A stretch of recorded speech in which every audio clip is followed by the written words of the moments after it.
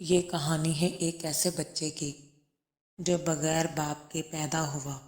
یہ کہانی ہے ایک ایسے نبی کی جس کے پیدا ہوتے ہی لوگ دو حصوں میں بٹ گئے۔ کچھ لوگ ان پر ایمان لے آئے اور کچھ نے ان پر سب سے بڑا الزام لگا دیا۔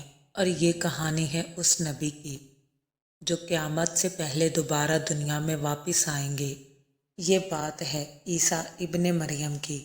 السلام علیکم ناظرین، آج ہم بات کرنے والے ہیں اس نبی کی جن کا ذکر قرآن مجید میں تقریباً 25 مرتبہ نام کے ساتھ آیا ہے۔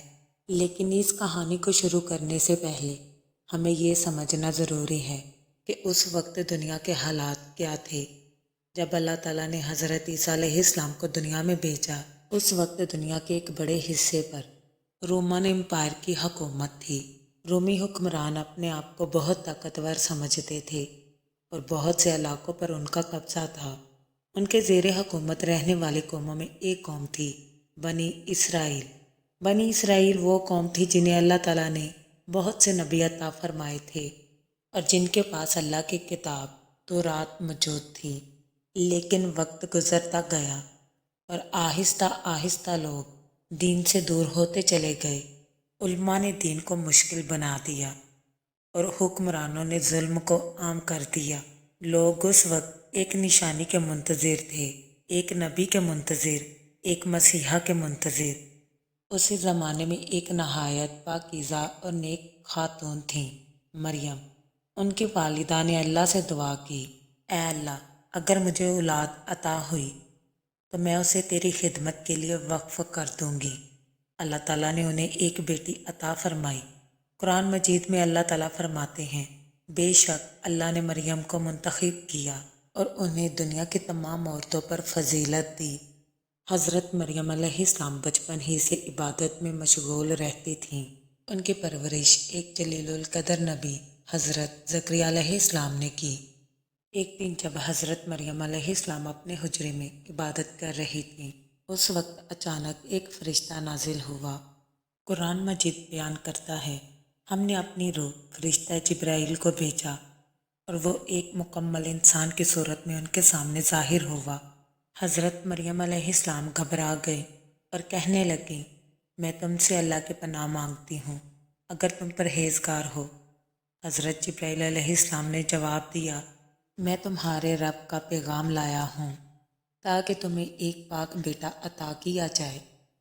حضرت مریم علیہ السلام حیران رہ گئی اور کہنے لگی، یہ کیسے ممکن ہے؟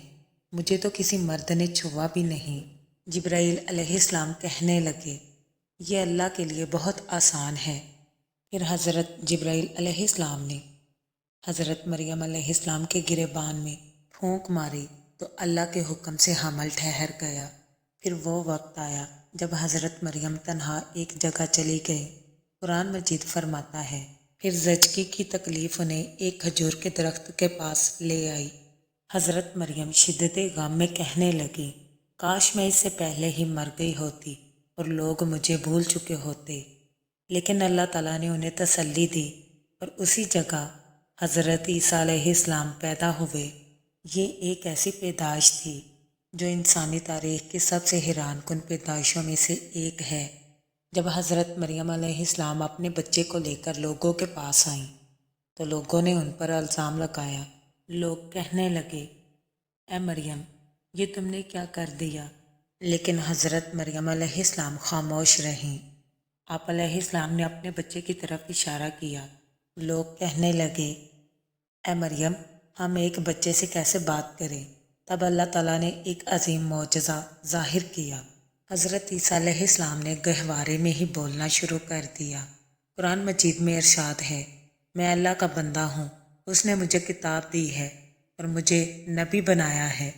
جب حضرت عیسیٰ علیہ السلام بڑے ہوئے تو انہوں نے لوگوں کو ایک ہی پیغام دیا، صرف ایک اللہ کی عبادت کرو۔ حضرت عیسیٰ فرماتے، بے شک اللہ میرا بھی رب ہے اور تمہارا بھی رب ہے، لہٰذا اسی کی عبادت کرو۔ لیکن ہر نبی کی طرح انہیں بھی مخالفت کا سامنا کرنا پڑا۔ اللہ تعالیٰ نے حضرت عیسیٰ علیہ السلام کو کئی معجزات عطا فرمائے۔ قرآن کے مطابق आप अलैहिस्सलाम मट्टी से परिंदा बनाकर उसमें जान डाल देते थे, पैदाइशी अंधों को बेनाई अता करते, कोढ़ के मरीजों को शिफा देते और अल्लाह के हुक्म से मुर्दों को जिंदा कर देते। लेकिन सबसे बड़ा मौजज़ा था उनका पैगाम। जब बनी इसराइल के बाद उलमा ने देखा कि लोग हज़रत ईसा अलैहिस्सलाम की बात मानने लगे हैं, तो उन लोगों ने साजिशें शुरू कर दी। उन्होंने रूमी हुक्मरानों को भड़काया और फैसला किया कि हज़रत ईसा अलैहिस्सलाम को कत्ल कर दिया जाए। लेकिन अल्लाह का फैसला सबसे बेहतर था। कुरान मजीद फरमाता है, उन्होंने ना तो ईसा को कत्ल किया और ना ही उन्हें सूली दी, बल्कि मामला उन पर मुश्तबा कर दिया गया और अल्लाह ताला ने हज़रत ईसा अलैहिस्सलाम को ज़िंदा आसमान की तरफ उठा लिया। सही बुखारी की हदीस में आता है, रसूलुल्लाह सल्लल्लाहु अलैहि वसल्लम ने फरमाया, उस ज़ात की कसम जिसके हाथ में मेरी जान है, अन करीब तुम में मरियम के बेटे ईसा नाजिल होंगे और जब वो आएंगे तो दज्जाल को कत्ल करेंगे, जुल्म का खात्मा करेंगे और दुनिया में अदल कायम करेंगे।